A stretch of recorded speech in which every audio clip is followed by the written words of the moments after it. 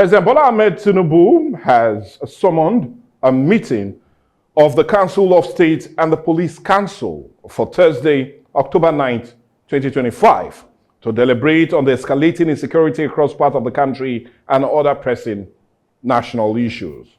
The strategic session to be held at the council chambers of the Presidential Villa in Abuja underscores Mr. President's renewed commitment to strengthening Nigerian security architecture and restoring public confidence amid rising security concerns. The meeting would review the nation's security situation, evaluate ongoing military operations, and also consider fresh measures to tackle banditry, kidnapping, and communal violence in some parts of the country. The meeting came just after President Bola Ahmed Tinubu returned to Abuja yesterday night after a week-long working visit to Lagos, where he had a series of engagement with investors, development partners, and stakeholders, hence the need for security. Thursday Council of State meeting will be second under President Bola Ahmed Tinubu administration and is expected to set the tone for a renewed inter-government coordination in addressing the country's multifaceted security challenges. All of this is coming as there are said to be positive gains in the reforms being taken by this administration, hence a need to secure the country and help increase both local and foreign confidence in the security climate of the country. And also a need for us to talk about it on today's edition of Dialogue. And that is, we're talking about the growing security and a call to addressing it. That's what we're having as a major one today on the show. We're talking about the growing insecurity in the country and the recent call to address it, knowing that President Bola Ahmed Tinubu will be having a Council of State meeting with major critical stakeholders all in the bid to addressing the problem. Well, that's what, like I said, we're having today on Dialogue. And truly to help us talk about this, we have no other person but Senior Special Assistant to the Governor on Human Rights Issues, and also, you do know, is a part of the civil society organization right here in Delta State. And talking of no other person, he likes me calling him Mr., but I'll call him Comrade Kevin Jomodu. Good morning and welcome to the show, sir. Good morning, Mr. Ray. Thank you for having me. Good morning, viewers. Well, I want us to just dive deep into the issues, knowing how really critical this perceived meeting will be come next tomorrow, Thursday to be precise. We do know the Council of State is being made up of former governors, presidents, and most especially the governors will be there. The Attorney General of the Federation will also be there. And we do also know that it will be chaired by President Bola Ahmed Tinubu. But the Council of State is more like an advisory body that will definitely be giving President Bola Ahmed Tinubu their own ideas of dealing with this insecurity. But now my question is, does this call, because this is the second time President Bola Ahmed Tinubu will be calling the Council of State, but the first time they will be deliberating on the insecurity situation in the country. So my question, does this really underscore the reality that things are really not okay as it concerns security in the country? Because many times they come out, this administration come out to say, well, they are on top of the issue. They are handling it. But now it looks as if they need to call everybody for them to talk about the issue. Yes. So my question, is this a pure indication that, well, it looks as if things are not really well as it concerns security? Well, thank you very much. It's quite unfortunate that things fall apart in the middle of the sea and the center can no longer hold its force, according to Chinua Achebe. Yeah. In the Nigerian context, we have been bedeviled with this insecurity for decades. And successive governments come up with their own template and the boast and all of that. Well, we keep going back to the drawing board and we keep asking ourselves the old questions, which is, which way Nigeria? Now, in all of this, I do not even see any, I don't see anything coming out from the outcome of this, the meeting, because it is not alien to us that insecurity is staring before us in the face, and that as each day goes by, the bandits, the terrorists, the criminal gangs, they keep having a free day in the Nigerian soil. And for several times, I've always advocated about this, even in my media angle, in other media space, that If you don't take this battle to the criminals, they will take the battle to meet you. And when they bring the battle to you, you'll be ambushed. And we all know that whatever happens in an ambush condition is 50-50. In all of this, we have to ask ourselves the question, where are security votes? Because the money for security is humongous. One would expect that in this 21st century, we'll be seeing drones flying around all our forests. We'll see 24 hours patrol security surveillance on our roads. We'll see short point, mini barracks to combat these people before reinforcement comes. All of these we've not seen. And we keep saying investors should come and invest in Nigeria. That is safe. My friend came from America the other day. He said they were giving they blacklist Nigeria as a no-go zone for travel advisory. So it pricks my heart as a country I belong to, where we have great minds and great potentials, being blacklisted that is a blacklist that you don't have to travel there. It's at your own risk if you go to Nigeria. And now we're calling on investors, come and invest in Nigeria. We have a robust system for you to come and invest. We have tax waivers and all of that. And nobody will invest where there's no security. You saying this really would force me to ask. Now, before now, the growing insecurity can be largely seen in the Northeast and Northwest. Yes. We're talking about states like Borno, Zamfara. Yes, it beats in Adamawa and the rest. But now it seems to have creeped into two states that we rarely hear of before now. We're talking about Kebbi and Kwara State. Just yesterday, they killed one person in Kwara, kidnapped one also. And we're talking about bandits. Now, it's not like we're not having successes against these persons. Yes. Recently, Kachala, Maidawa, and 34 others, bandit kingpin, was eliminated by the military. Yes. So my question is, why are we not having a containment of this issue rather than we're having it spread? It's now spreading down to the south. Kwara State is more like the boundary between the north and the south. So my question is, why are we having a spread rather than a containment? Because by now we're talking about dealing with them, giving them a heavy blow, giving them a red eye. But rather, it's coming home. It's coming south. So what's the issue? It's coming south, it's coming home, it's coming to even the southeast and all of that, because we are playing religion and political sentiment with matter of insecurity. You see, we must decide our fate as a nation and as a people. When it comes to matter of insecurity, you do not bring religious sentiment into it. You do not bring political affiliations into it. If a man has been declared to be a terrorist organization, you go after them and treat them the way terrorists have been treated. Globally, you see how terrorists have been treated. They're not giving a soft landing. Yeah. You go all out to them because if they come, they show no mercy to civilian populace. They show no mercy to government infrastructures. And that's their target. To children and women and men. You see, just imagine the NBA new Kotuba members coming back the other day from Abuja, they were kidnapped. Kogi has become something else now. If you are passing there, you just have to hold your ransom or believe that, okay, if you scale through, to God be the glory. Just even in our dear state, Delta State, just over the weekend, some person were kidnapped in Abada axis and along the Sapele road coming to Warri. So this whole thing, the kidnappers are having a free day in Nigerian soil. So it's because we've not taken the battle outside politics, outside religion, hence we're having this shortfall.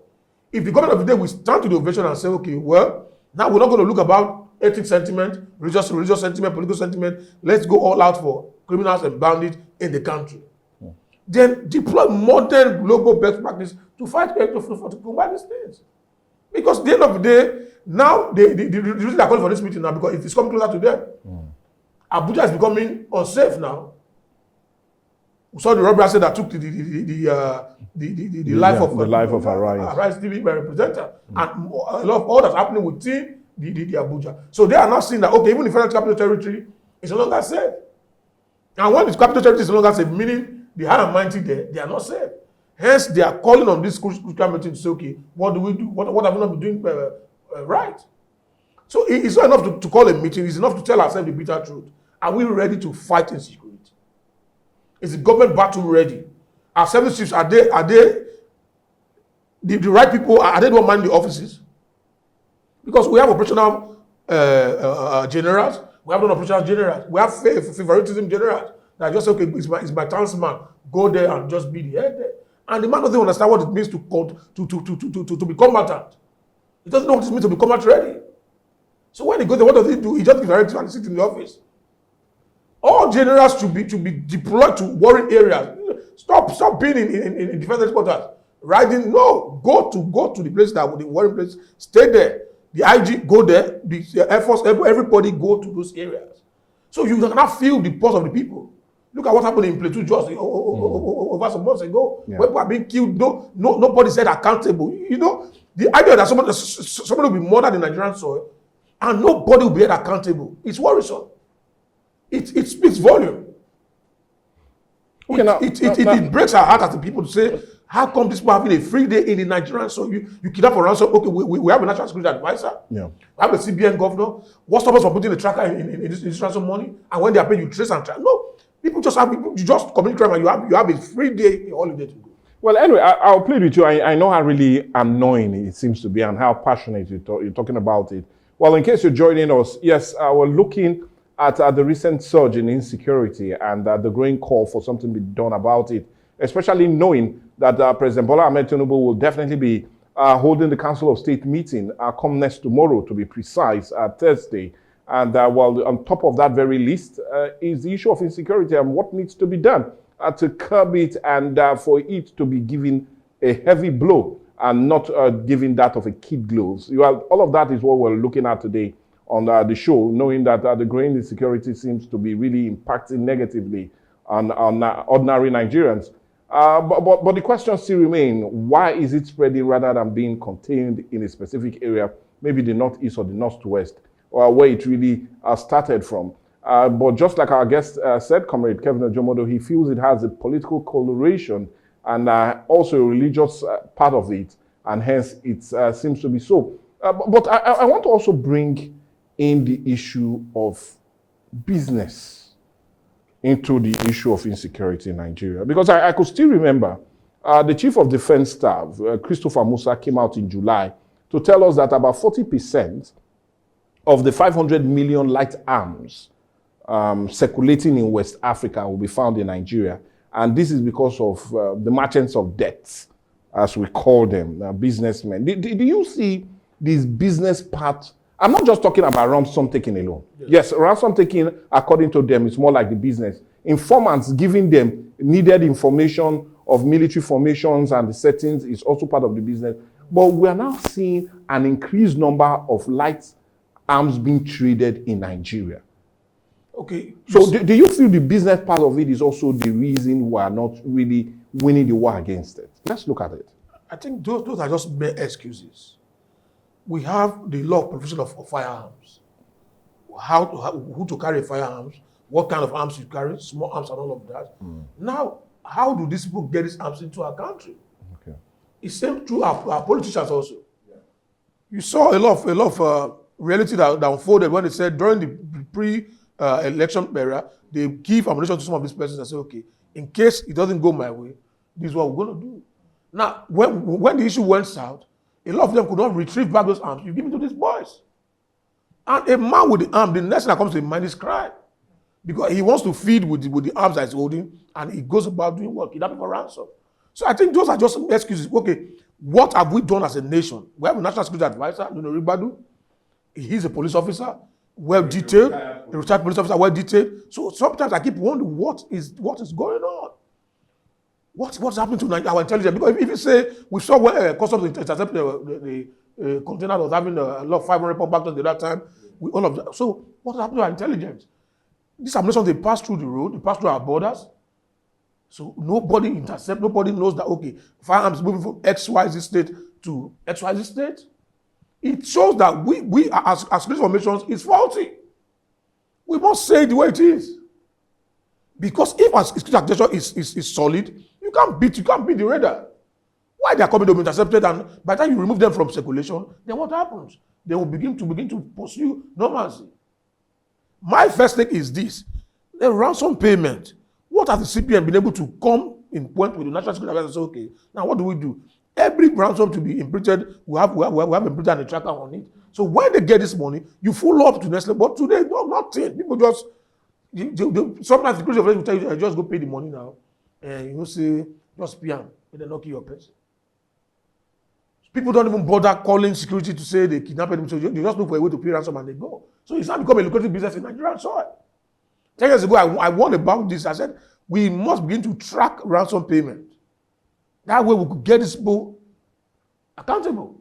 But even when you arrest some of them, the high and mighty also in political structure will call you and say, "Is my tribesman, allow him to go."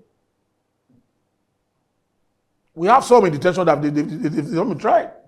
We have also some that say they are repentant Boko Haram. How can somebody that has been a terrorist, you say he has repented? Someone that's threatened the very fabric of our existence as a nation. Yeah, you not say he has repented. How did the person repent?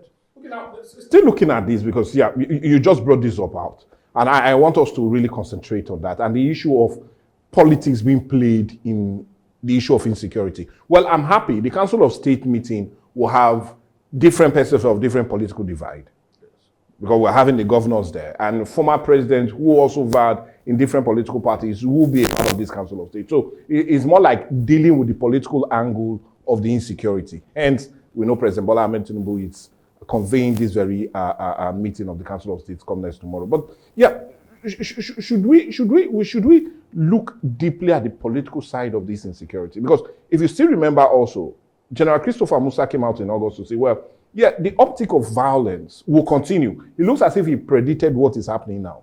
He said there will be an uptick of violence in the country as we get close to the 2027 general elections.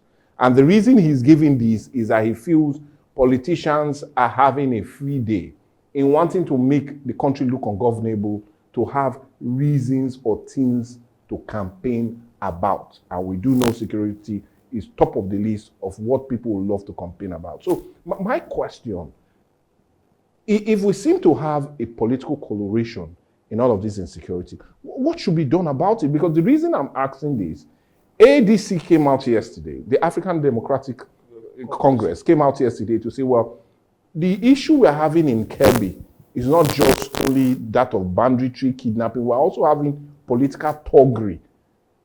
Persons that were giving arms to deal with political opponents are now using it to foment trouble in a larger scale. So my question, you just brought it out now. What should be done to help deal with the issue of politics in this growing insecurity? According to Evidice, he said the rule of law take preeminence over our emotions. You know, the CDS coming to give us all these excuses, I think I do not buy to his idea. You feel the excuses? Yes, because one, thank God you've been hinted. It is your job as a security expert to go all out and recover whatever your operation is. You said, okay, politicians are fomenting trouble, they're trying to make the country ungovernable. Who are those politicians? What do the laws say about somebody? Names should be called. What do the laws say about something that come and tell us that they are high politicians, they are sponsoring the bandit financially? Don't we have a bank? Don't they go through bank? So we are very good at talking, but we are not proactive as a people. Now, I remember then in school, when we're in this like cadet in school, when it's time for matric, before the matric, we already know that, okay, most times they usually be caught rival problem in matric. What do? We put only one exit and one exit point into the campus. As everybody's coming, we search everybody. That helps us to also reduce those inter-court rivalries at that time. We do not wait for it to happen. Before it happens, we say, okay, now what do we do? If we allow everybody to just move in and move out, we'll be able to control the crowd. What do we do? One exit point and one entry point. So when you're entering from this point, you can't come back from this point. You have to go back to the other point. That way we can be able to train everybody that's coming and search everybody that's entering the campus. You're coming to the vehicle, please come down and open your boot for us. And we'll search the vehicle and you're going. So we must, our security experts, they must be proactive. You see, my friend came the other day, he was the US Army. He had the software in his phone that will tell you how many people are holding arms around where he is. So while we sat down drinking software, and I said that, he said he's seeing about 30 ammunitions, firearms close to where, and I said that there's a station behind it. And I said, oh really? He said, okay, no wonder. I said, how do you know that? He now showed me an app, a software in his phone that you can detect arms within where you are. Location. So these are modern ways of combating crimes and criminality. So we should invest heavily more on this, rather than coming to say we want to hold summit and summit. One thing is this, I can give you an advice as a man, but are you going to work with my advice, or are you going to work with what you feel? It's another major It's another question. major problem. So they can gather today and say, okay, Mr. President, you see, I think going for this, he will tell you that in his mind, he will say, okay, why to the top, why did you do it like that? You're coming to advise me now. He might not say it out, but he might want to, like, I think this person, I don't know, trying to be economical with the truth. But the truth still remains, you in a same country, if you cannot perform, you resign. Yeah. We've seen prime ministers, we've seen presidents of countries where they resign, when we could no longer control, they step aside. We must put people to, you see, don't bring in an IG of police because he's your friend. You say, okay, come and be the IG. Put the person that you know is battle ready to do the job.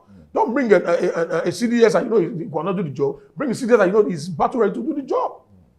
We all saw this, the late CDS, General Agbaja. We saw how he was in the battlefield with his men, charging them up. Even though the Goodluck Jonathan there, we saw how the CDS was moving. We must not come and tell us your prediction. No.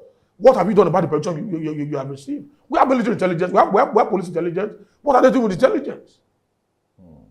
Before some issues happen, the security intelligence, they've gotten the of the matter. So what do? You move immediately. Right? We've said it, but you say, are you telling us to do your job for you?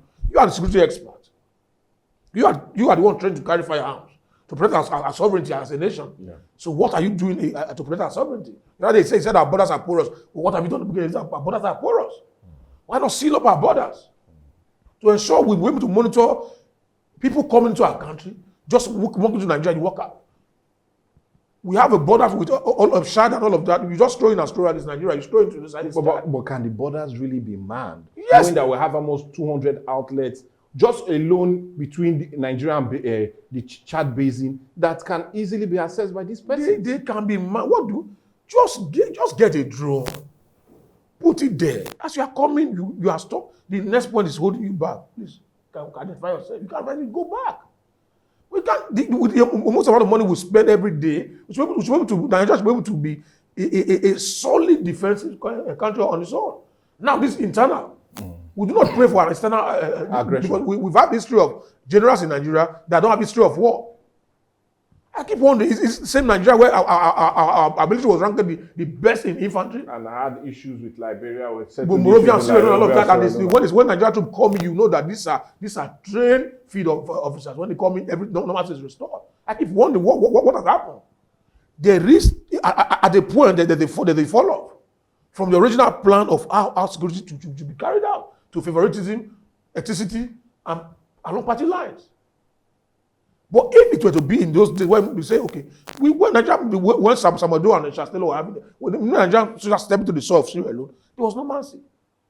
When we also went to Liberia, there was no mercy. Then they rank us the best ground fighters in the world, Nigerian soldiers. So I keep wondering what's happening now that we say Sambisa Forest, where they train our police before now for Gaza, they've taken over the place. Bandits are now controlling local government. They're now holding peace deal with commuters. And they were carrying sophisticated weapons. Until now, none of them have been brought to book. None of them have been arrested. Terrorists carrying launchers to peace meeting with community leaders. Carrying ammunition. Then you tell us that we have a country. The answer is no. Well, anyway, as much as he feels indifferent about what seems to be happening, it's every need for us to really look at it. And we're talking about the growing insecurity in the country, judging that its implication will be massive if it's not dealt with. You would agree that the present reform that is being administered by this very administration seems to be gaining results. Yes, for example, the naira to dollar as of today is about 1,455 to a dollar, and is the highest we've had since January of 2025.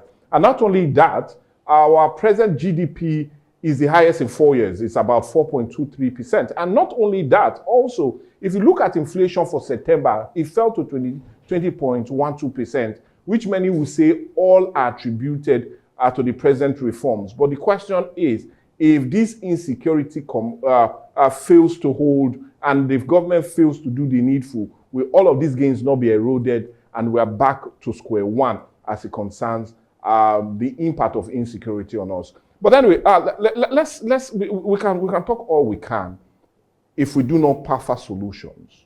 And that's where I want us to really look at. And looking at that, recently some senior retired military officers added their voice to it. And one of the persons that also came out glaring to talk about what needs to be done is the ex-CDS. I'm talking about General Lockyer Rabo. And when he also launched his new book. And that new book is already creating a whole lot of ripples as it concerns what needs to be done to address the growing insecurity in the country. And he talked about the state of emergency. He feels it's time. He feels it's time the country declares a state of emergency with the absolute power coming from the National Assembly in giving its nod.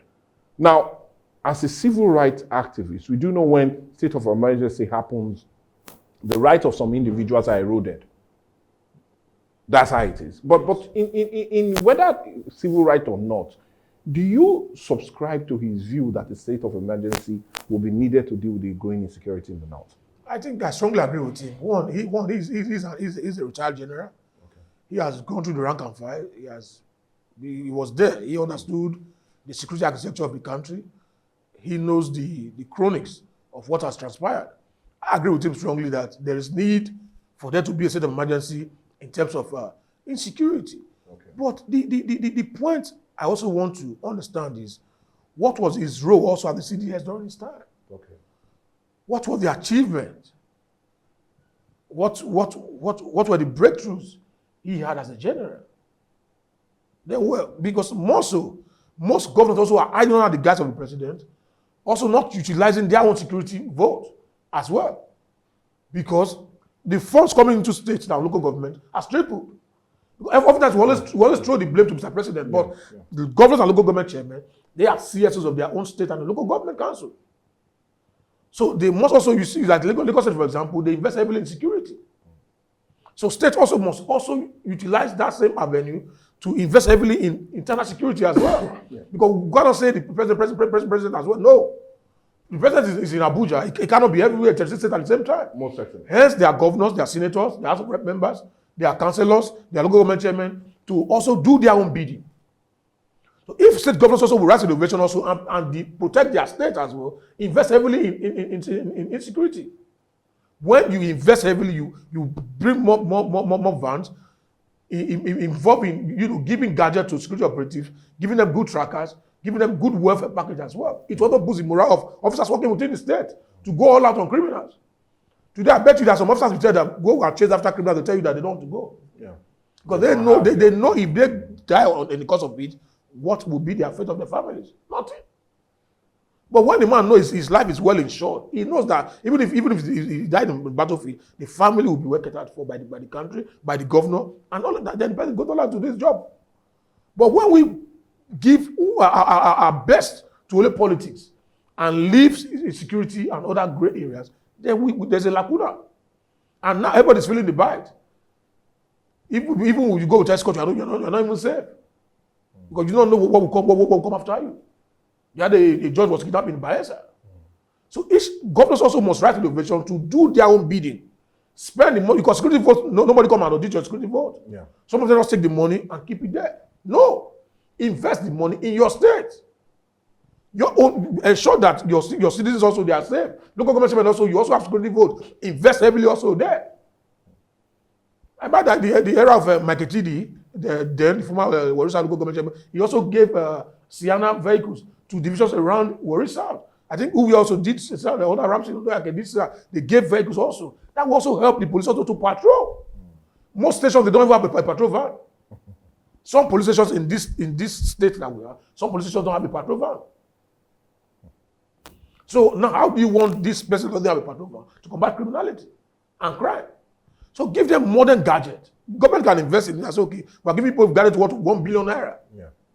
And ensure you are well utilized. And you give them and you see they begin to work.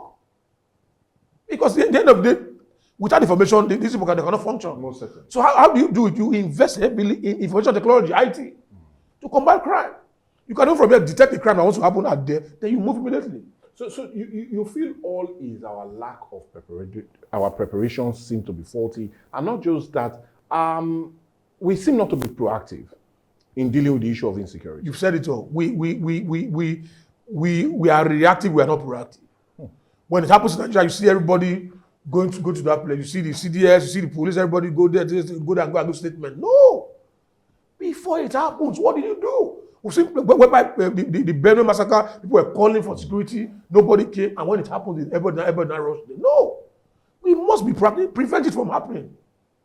Not reactive. When it's happening, people will not go there and start making press release, sympathizing with people, and all of that. No. And playing politics. And play politics. Now, I want us to still return to the issue of politics, and also a declaration of state of emergency has been thought about by ex-CDS Lucky Erabo. Funny enough, I've seen his book, The Scars, The Nigerian Journey and the Boko Haram Conundrum, and he talked greatly about the issue of politics playing a significant role in dealing with the issue of insecurity in the country. But my question, I want us to still return to the issue of a state of emergency, which you feel will be needed to remove the issues of states and also politics and the issue of National Assembly and all of that into the military taking the full force and the bull by the horn in dealing with insecurity. But my question now is, would it make any sense to declare a state of emergency in the Northeast and North-South, knowing that we're close to an election year, and knowing how politics play a pivotal role in all that we do? Would the North not come out to say, we are now close to an election year, this is when President Bola Ahmed Tinubu is declaring a state of emergency in every way to curb our elective rights? So will politics not also come in and play a major role in not making this happen, knowing that we're close to an election year? Like I said in retrospect, politics, ethnicity, and religion has been the bane of the Nigerian system. And underdevelopment. And they will also cry out to say, no. Why only the North? What about the Southeast where they have unrest? Why don't you declare it there? Why don't you declare the Southwest where you also came from? But the problem still lingers. It still lingers. So they will also feel, okay, it's because their body language now, they're saying, we're not going to give you our vote come 2027, hence the president is taking these decisions. But it is for the overall good for everybody. If genuinely and ideally, they will carry out their duties without interference. Leave him is my tribe person has caused a lot of issues in the country. When people are arrested, committing heinous crimes, and they just call and say, I'm calling from the headquarters, allow that man to go. And the job is order and directive. You do not question your superior. The last order. So it's order and directive. So release, okay, sir, you release. And you remember when the United States at that time gave an intelligent notice to President Obasanjo at that time, that there are same people at the Sambisa, at the Borno area of the state, that they think they are terrorists. He said, no, that they are minors. At that time, if we were being a proactive nation, we would have tamed these persons. They say a small snake in a community that is not well tamed will grow to become an anaconda and become a huge threat to the entire community. That's what Boko Haram has become. They are enjoying the business. You see, you don't want me to carry a rifle as a civilian. That's a natural threat already. Yeah. You see them moving even with launchers, walking freely in the Nigerian soil. And I keep wondering, our DSS, they are very effective when it comes to the Southeast. We want the same efficacy. Also, the North and other areas. When of late we saw some breakthrough they did in the Southeast, good. Yeah. We also want to see those same breakthroughs. Now, just after that, people had meeting with leaders in the community, Castina and all of that, carrying arms. We want to also see a breakthrough of the combined operation between the DSS and the military to also recover those ammunitions. Do you feel a lack of synergy between our intelligence agencies is also a major factor? Lack of sharing of intelligence. Because why I ask you this, now if we take our minds back to 2022, when we had the Kuje prison break.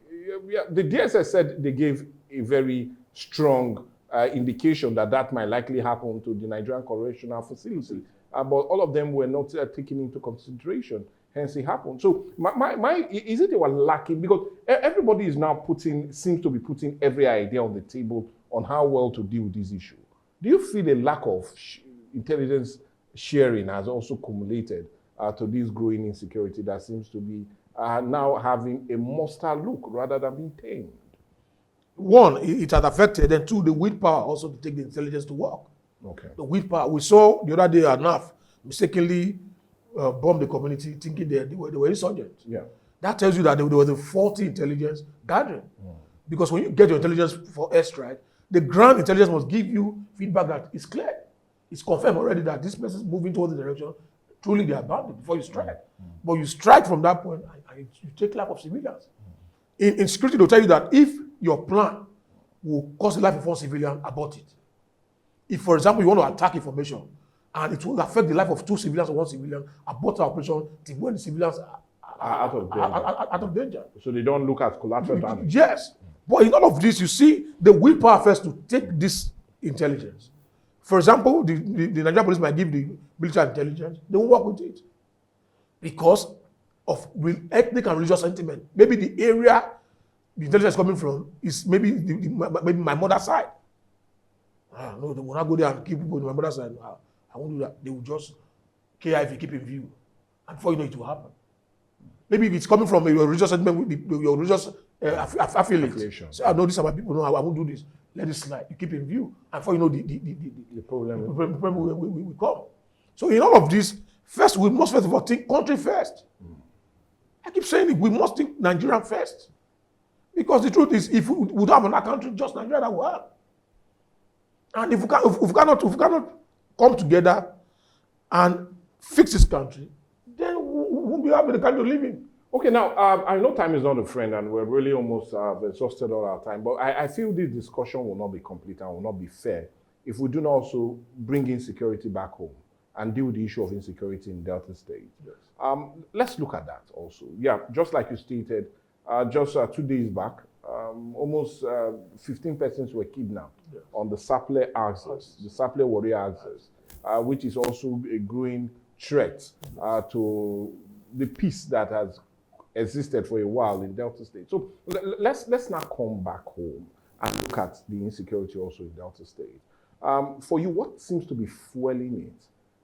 As much as they say you discover to recover, why are we having an uptick of violence also in Delta State? I think one is the misuse of social media. Okay. Has also become a new tool whereby anyone just having data will go there and rant and misinform the public and trigger emotions. And before you know, there'll be counter reactions from different. I really want to understand how that has really contributed. Okay. For example, I can make a post now and say, my career, for example, it's not from Delta State and should be treated like a non-Delta. Yeah. And maybe you have a good profile and people from your side will come again and counter the attack and write back using abusive words. But I'll need to state this. I'm partly Delta. My mom is from No, I know. I'm Latin. Don't mind me. I'm trying. You are Delta. By virtue of birth and all of that. Don't mind me. I'm trying to make it a bit. So in all of this, it fuels anger. And when it's fuel anger, I begin to plan a battle against you in my mind. That when I see you any day on the road, we're going to have a confrontation. And as God maybe someday we'll just meet ourselves, and before you know it, bottle, bam, before you know this one carries a small hand. And so on. So misinformation yes, it's spreading fast.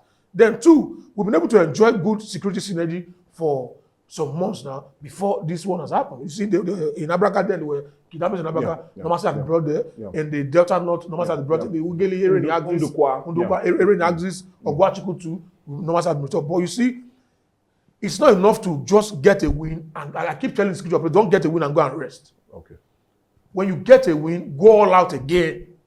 Because these criminals, when you push them to a point, they will go to their share. How was the state able to get a win then?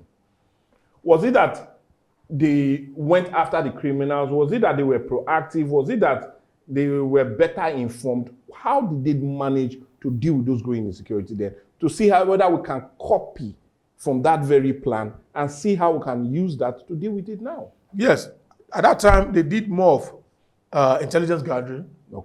Okay, because I know you worked closely with the state government that concerns that. That's why we're having you as a guest. Where, when, and how do these people come out? Where are they coming from?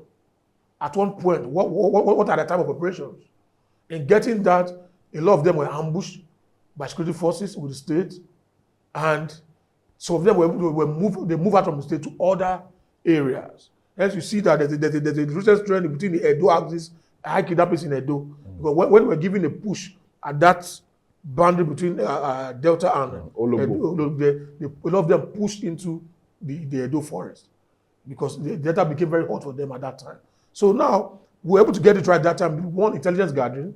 Okay. Two, the Commissioner of Police, CP Abaniwanda Olufemi, had to reorganize his tactical team, change some of the tactical commanders, and deploy some, like Robinson, one of them, because Robinson then was deployed to other areas, Saple, and that areas to bring normalcy in those areas. Then ACP Aliu Shaba then was came to, now he has moved to Ughelli now to bring normalcy to those areas. So in all of that, the change of some of the DPS and tactical also brought about that breakthrough. So, but my take, like I always tell, I say, sir, the momentum should be kept. Let's not celebrate too quick. Yeah.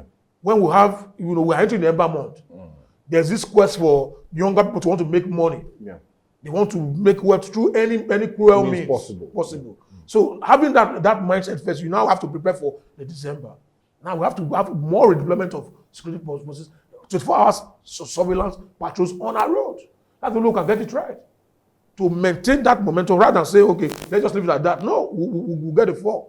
Just like Abraka, they were celebrating Abraka at that time when normalcy was brought in. But we just heard yesterday and then before yesterday, issues are right there again in Abraka. Because when you relax too much, these people, crime and criminality, every day people are being recruited into crime and criminality.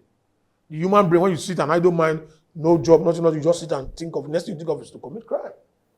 And because most people see that the authorities are not coming for the people, most of them are having a free day in Nigerian soil. But when they come for you, you know that, this person was an armed robber and he's gone, this one was an armed robber, he's gone. You wouldn't want to go into crime. But you see people in crime living in affluence. So do you mean the security agency should take the fight to them rather than them making them come? Yes, that's the best way to get it. In security, you don't wait for your enemies to come and strike. You go to their comfort zone and strike them there. That's how you dislodge them. You see the US military, they don't wait for you to come. You mean they gather their intelligence, they come for you. Because if they allow you to come, you're going to cause more disaster in their country. That's the same way it should be. When you get your intelligence right, okay, there's a movement from persons from this point, they're always robbing. What do you do? There was one time this Saple became a hotbed. There were officers that they now, when police is coming, the locals will tell them that police are coming. They man people that are informants. The criminals, they have, even women. Some people you see along the road that look like they are mentally deranged. They are also informants that have phones and call them that police is moving towards that side now. They will go off the road. When the police coming back this way, they'll block the road again and start robbing people. So what do? Police officers now slept inside a tipper. That's how they were able to get those guys. They just lie down in the tipper. So they didn't use a police van. They were coming, they blocked the road, they felt it's just normal tipper, and they came out and opened fire at them. And that's how they were able to get that victory at that time, that the road was not free for people to pass. There was a time when 7 o'clock, you can't pass that Saple, you can't from Saple come to where at that time. That's how they were able to get victory in those roads. They slept inside town because they don't attack a truck driver. They just say something, they have money, let him go. But the target is mainly traveling vehicles and flashing vehicles. So that's how they were able to get that breakthrough then in that Saple road. Now they recruit again, they are back to their normal kidnapping business. So this whole thing has to do with one, government must be proactive. As security agencies also must be proactive. Put people that can walk the talk. Yeah. Don't bring a DPO because he's your friend or he's your tribesman. Bring a DPO because this DPO is commander. There are some police officers that when they hear crime, they are angry, they want to go out and walk. Why some when it's 5 o'clock, they are done for the day, they've closed. Whatever happens from that 5 in the administration till the next day, doesn't concern them. But some will be in the office till 12 midnight, monitoring the security in the administration to ensure that there's no lapses. And that's kind of people you must have passion for your job. When you know that, okay, if Ember month is coming, for every intelligence prediction, you know that when it's Ember month, there's high rate of criminality. Most certainly. So what do? You now look at those, because what we call black spot. Yeah, and flashpoint. If you go to the police command, you see the data set map there. They already know the black spot. They have it there. So those areas, you now do what? You deploy more men. A 24-hour security surveillance will be on those areas. The government also, on our own part, government must invest on CCTV cameras. Let's have cameras in most of our roads. Thank God now there's a lot of roads are having street light. Yeah. Then we can put our cameras there to monitor. When these are done, you see that when you know that if you commit crime, you be caught, you retreat. Why is it that people in America, you can leave your phone here, you can leave your phone here and go, because you know even if somebody steals this phone with the fingerprint, the database will come out, the person will come out. So at the end of the day, you see there's no need for you to do it. But when you do it, you'll be caught. Now, a quick one because of time. I want you to advise Deltans. We are now in the Ember month, and most certainly we might likely see an uptick of violence in the state. What advice will you have for ordinary Deltans, or what they need to do to ensure that they remain safe during this Ember period? Yes, my first point is that we must see ourselves as brothers and sisters. Okay. Shekiri, Ijo, Urobo, Ndokwa, and Yoma, we are all one. Okay. We have same blood flowing through our veins. We intermarry. We have businesses in different areas. We must all come together to safeguard our state. What we are enjoying now in this state, a lot of states are looking forward to enjoy it. That peaceful coexistence. You will not know how expensive peace is until you break into a time of crisis. So let's come together. Let's dialogue. Let's see me as a brother, see you as my sister. Then we can live together. Having said that, more so, you must be vigilant in your neighborhood.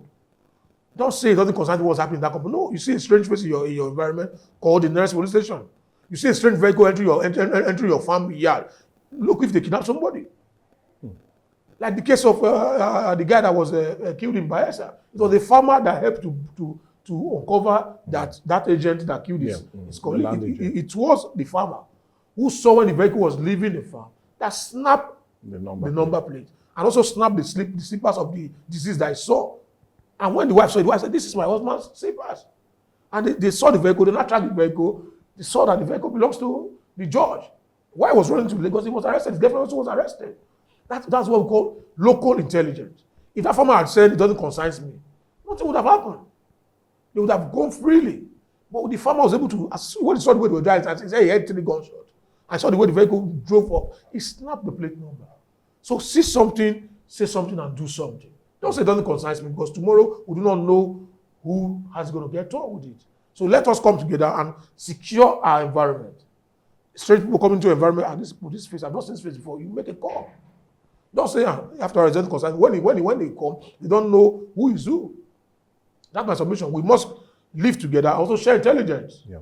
Don't say, I don't want to talk, if I talk them. No. When it will happen, nobody knows whose brother, whose sister it will happen to. Hence, we must come together to dialogue our state, secure our state. Our local government chairman also must write innovation. It's not enough to collect your monthly money. What are you doing with it? Are you investing into security? Are you investing into the welfare of your people? That's the take home. Well, anyway, on that very advisory note, I would really say, well, anyway, we're not in the Council of State meeting yet, though. And but I really need to thank you so much. And I'm talking about no other person but Comrade Kevin Ojomodo, is the Senior Special Assistant to His Excellency, Governor Sheriff Ubori on human rights issues. And also, you do know he's also a growing voice as a concerned civil society organization right here in the state. I really need to thank you so much for also coming and adding your voice to the issue of insecurity, not just only in the state, but the nation as a whole. And we definitely would say that security concerns every one of us. And knowing that we're in the Ember month, more needs to be done to indeed curb it. But thank you so much for honoring our invitation. Thank you for having me. And adding your voice to it. Well, anyway, your voice really does count, and hence we'll tell you to go drop your comments on our different social media platforms. Let's have your views. What needs to be done? What should be the direction to take as it concerns growing insecurity in the country, and most especially in the state? I'm talking about the Delta State. What do we need to do as a people to ensure that we're better secured, and not just only better secured, but also be seen to sustain that very security? Like I said, go drop your comment on our different social media platforms. Let's have your views. Remember to share, like, and also be a part of the conversation on Dialogue.